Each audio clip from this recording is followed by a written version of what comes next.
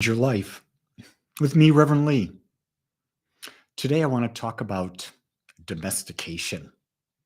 I'm not talking about your dog, your cat. I'm not talking about cows. I'm talking about you. We know we've all been domesticated.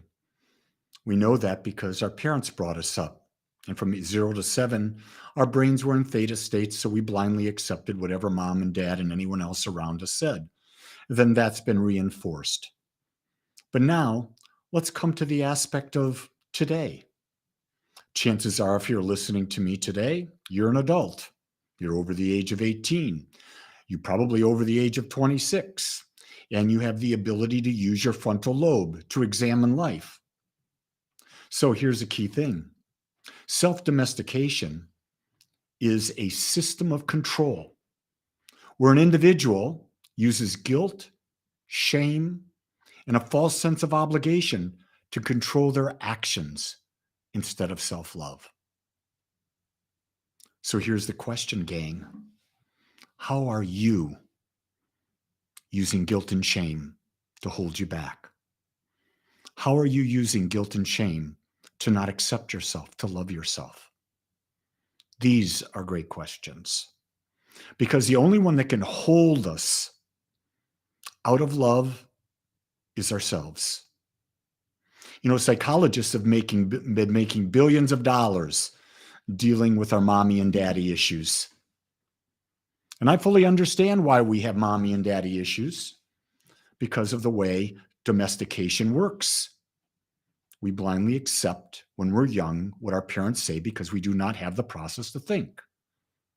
Now, as we grow up, we now have the ability to think and we have the ability to change. So the only thing that keeps us locked in is, number one,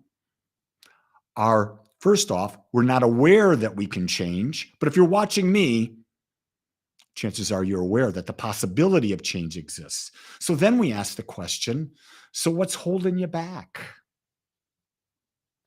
Well, what's holding you back is your guilt, your shame, your expectations that are too big, that are beyond anything that you can believe.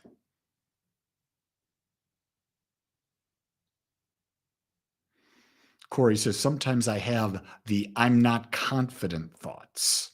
A lot of people have those all the time. A lot of people are confident in things that are meaningless. Here's the things to be confident about in my mind.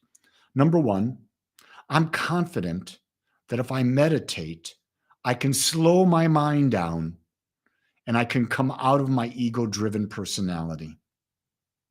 I'm also confident that there's a power within me that's also the power within everyone that we can use to create a new life. Why am I confident about it? Because I test it. Every day, I test it. The more you test something, the more you prove something for yourself, the more confident you become. Without testing, all this information that you've accumulated it's worthless.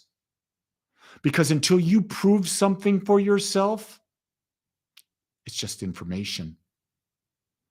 Here's what I know. As I've been on my spiritual journey now, as a teacher, I've come across thousands of people, and most of them know the information. Very few prove it. Very few people have a daily meditation practice. Every day, very few. Very few people consciously set an intention to create a new belief, build that belief, live that belief, and have that belief demonstrated. Very few. But we talk about it. And you know that it's not there when someone says, I want to have this. I need to have this. That language themselves tells you where they are. But if they say, I am, now you've got power. D says, Happy Super Soul Sunday. Woohoo! Today is my 52nd birthday, and I'm staying focused, positive, and vibrating high. You rock, D. Congrats on this new day around the sun, this new journey you're beginning today. Also, who are you going to be starting today for the next 52 years? See, you get to change, D. You get to decide right now, who do you want to be? And then build a belief around it. When you build that belief, you become it. And guess what? In order to do that, it doesn't have to be your birthday. Where does it all start? The second you make a decision to change. Because when we decide something, we don't leave room for any other possibility. It's a decision. There's no going back. When I started ministerial school, I left the corporate world, started ministerial school.